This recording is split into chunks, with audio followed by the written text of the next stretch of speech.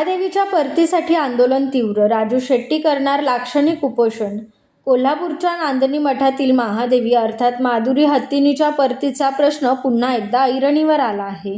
महादेवीला पुन्हा नांदणी मठात आणण्याच्या मागणीसाठी आता आंदोलन अधिकच तीव्र होत असून स्वाभिमानी शेतकरी संघटनेचे नेते राजू शेट्टी यांनी लाक्षणिक उपोषण करण्याची घोषणा केली आहे.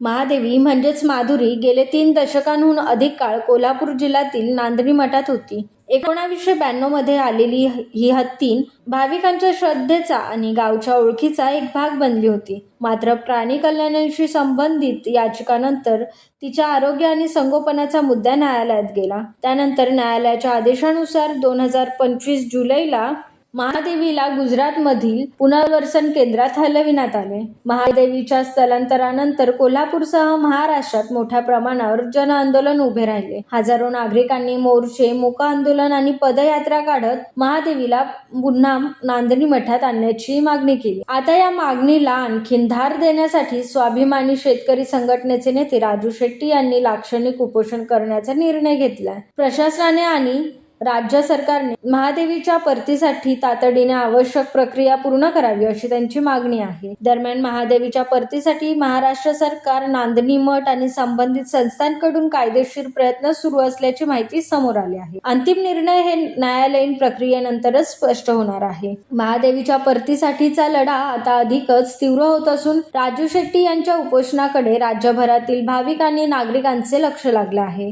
या पुढील अपडेटसाठी आपला उद्योग राष्ट्र न्यूज चॅनलला सबस्क्राईब करायला विसरू नका. धन्यवाद.